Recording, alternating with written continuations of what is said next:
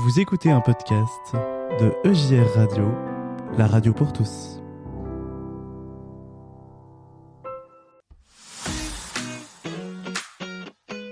Solidarité, bonnes actions et petite histoire du soir.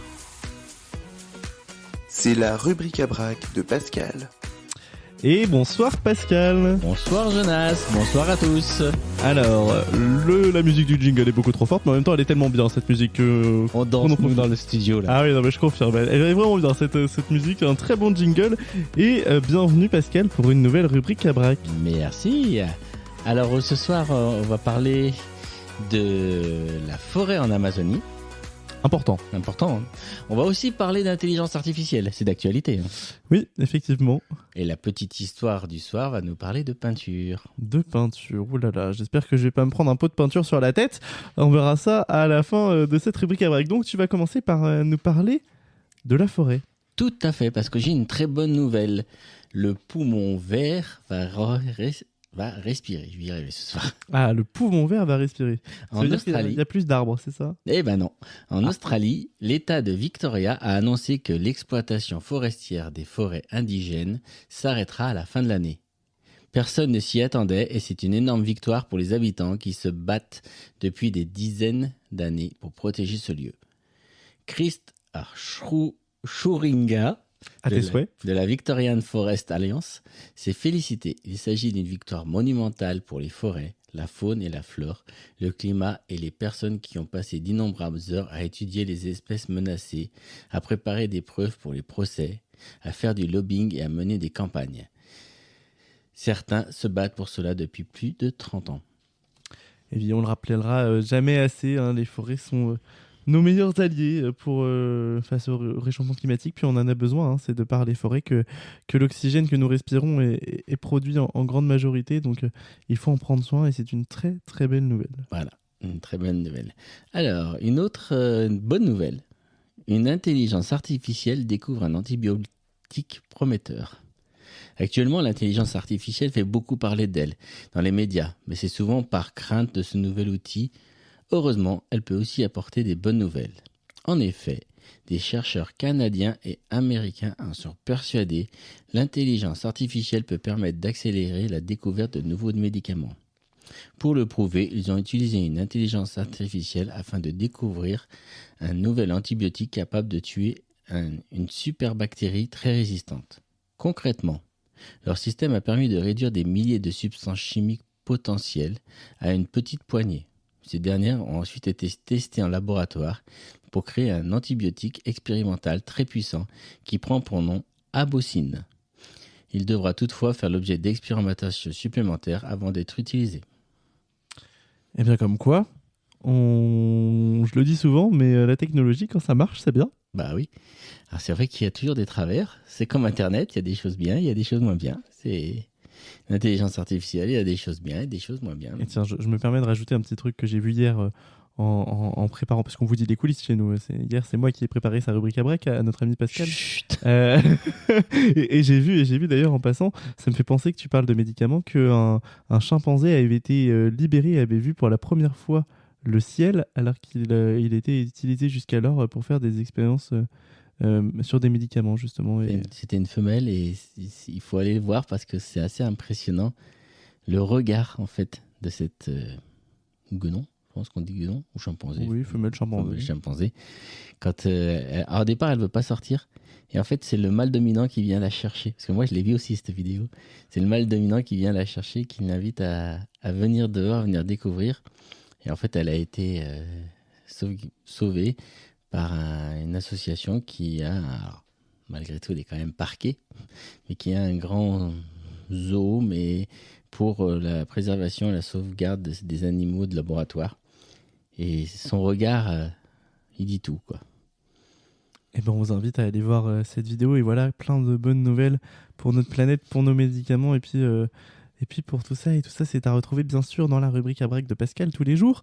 Et la rubrique à break de Pascal, c'est aussi... la petite histoire du soir. Bonsoir. Alors, un dimanche, Lola et sa maman vont au musée.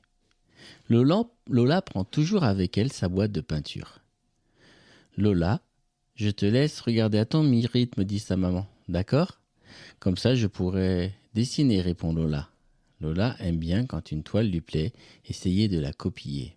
À la fin, ça ne ressemble pas vraiment au modèle, mais quand même, le modèle est caché à l'intérieur. Sa maman partie, elle observe les toiles. Il n'y a pas grand monde ce jour-là. Soudain, l'une d'elles attire son attention. On y voit une rivière où se reflètent de jolis nuages et un pont qui la traverse. Lola reste un moment devant sans savoir pourquoi. Elle s'assoit sur un banc en face du tableau et pose sa boîte de peinture près d'elle. Bientôt, un vieil homme entre. Il s'installe à côté d'elle. Il porte un costume gris et un grand chapeau blanc. « Tu aimes cette peinture ?» demande-t-il à Lola. « Oh oui, monsieur. »« Qu'est-ce qu'elle a de plus pour toi que les autres ? Pourquoi t'es-tu arrêté devant ?» Lola réfléchit. Soudain, elle dit « Je sais. C'est la seule peinture où il n'y a personne. C'est presque comme s'il manquait quelqu'un. Oui, comme s'il manquait quelqu'un. » D'un coup, on entend « Lola, où es-tu ?» C'est sa maman qui l'appelle. « Je suis là, maman, j'arrive. » Lola se lève, dit au revoir au vieil homme avant de rejoindre sa maman. Elles sont presque dehors quand soudain la petite fille s'arrête. « Ma boîte de peinture, je l'ai oubliée. Attends-moi, je reviens tout de suite. » Elle se précipite dans la salle où se trouvait le vieil homme. Il n'est plus là. Mais la boîte est sur le banc. Lola la récupère et voit qu'on l'a utilisée. Son regard se pose sur la peinture de la rivière. Sur le pont se tient maintenant une petite fille. Lola s'approche et ses yeux s'agrandissent. Cette petite fille lui ressemble. Ce n'est peut-être pas Lola, mais Lola est quand même dans la petite fille du pont, comme cachée à l'intérieur. Elle sourit, heureuse. « Merci, monsieur, dit-il dans la salle vide. Ce merci, le vieil homme l'entendra sûrement quand il reviendra. » Et merci Pascal pour cette petite histoire du soir toujours aussi rigolote et qui sont toujours aussi... Méditatif. Oui, voilà, c'est ça. C'est ça. Et à la portée de tous, j'ai envie de dire surtout. Vraiment, bravo. Moi, je suis curieux d'avoir des retours d'auditeurs de comment eux ils interprètent cette histoire. C'est vrai qu'elle n'est pas facile à comprendre peut-être ou à... Je sais pas, moi je trouve qu'il y a plein d'interprétations dans tout ça, dans ce vieil homme, dans cette petite fille, donc voilà, c'était une petite réflexion. À vous, amis auditeurs, d'y réfléchir et de nous dire comment vous comprenez et vous vivez cette histoire. Avant que tu t'en ailles, mon petit Pascal, parce que tu es quand même directeur des programmes sur EJR Radio et on peut parler un petit peu de l'actualité de la radio aussi peut-être dans la rubrique à break, c'est le moment.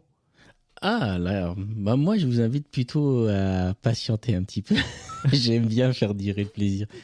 Mais vous savez qu'il va y arriver plein de nouvelles choses à la rentrée, des surprises, des bonnes nouvelles, que nous sommes à la recherche, que l'équipe va s'agrandir. Donc, pour l'instant, je ne dis rien.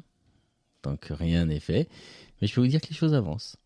Et il y a au moins une chose qui semble presque sûr normalement, c'est que EJR Radio devrait réinstaller ses studios au festival Let It Be, c'est quasiment... Ah, ça c'est presque sûr, le 9 septembre, donc je vous rappelle, 8, 9, 10 je crois, je ne dis pas de bêtises sur les dates. Oh oui, c'est ça, oui, 8, 9, 10 septembre, normalement c'est ce week-end. D'ailleurs, il faut remarquer que le festival Let It Be s'allonge. Hein. Oui, effectivement, avant, il était deux 2 jours, maintenant 3 jours. C'est vendredi, samedi, dimanche, avec un peu une thématique chaque jour. Mais je crois que on va tout faire pour qu'Eric vienne très rapidement nous parler de ce festival Let It Be dans les semaines à venir, peut-être dans After Work. Hein. Oui, avec grand plaisir, il sera évidemment le bienvenu. Et c'est vrai que quand on voit tous ces festivals qui grandissent et qui naissent dans notre église, moi je ne peux que trouver ça magnifique. Entre le festival des arts de la parole qu'on a pu voir hier et puis le festival Let It Be... je trouve ça génial. Donc, normalement, si tout se passe bien, EJR Radio installe ses studios à Nîmes pour le festival Let It Be. Et nous serons en plus en partenariat avec Marc Schaeffer et les podcasts de l'Église protestante unie. Ah, mais ça, c'est génial. Notre Marc que vous avez pu retrouver, oui, vous avez pu le retrouver dans la musicale de l'été et que vous retrouverez tous les jours dans After Work, bien sûr, pour ces épisodes de la musicale de l'été. C'était en début d'émission. Mais un petit teaser comme ça, donc l'équipe devrait normalement s'agrandir, on l'espère. Il y a d'autres voyages aussi qui sont prévus. Peut-être que JR Radio va traverser la Manche, c'est ça, que je dise pas de bêtises. C'est ça, exactement. Qu'on aille. Peut-être que dans le courant d'ici la fin de l'année, vous allez entendre JR Radio d'ici Londres. Allô Londres.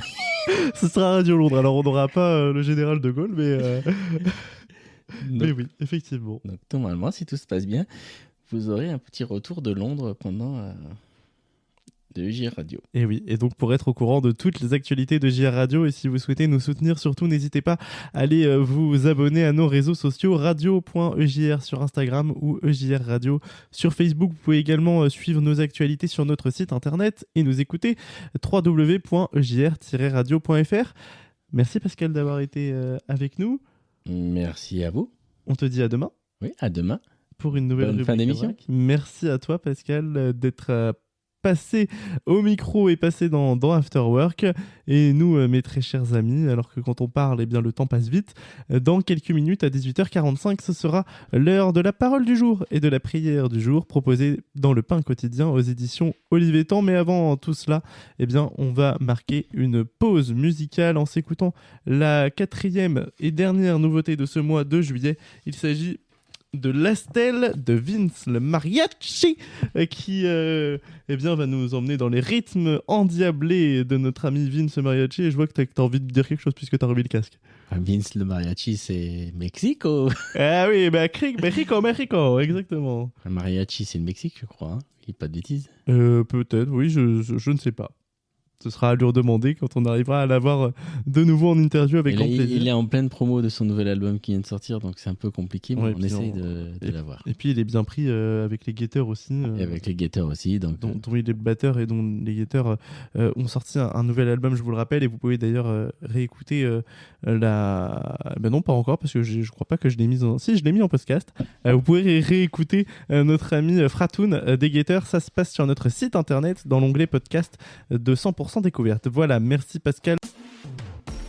Retrouvez After Work du lundi au jeudi en direct de 16h30 à 19h sur EJR Radio durant l'intégralité du mois de juillet avec Jonas. Vous n'avez pas pu vivre ou vous souhaitez réécouter un passage d'After Work? Aucun problème, tout est disponible en podcast sur toutes vos plateformes préférées dès le lendemain.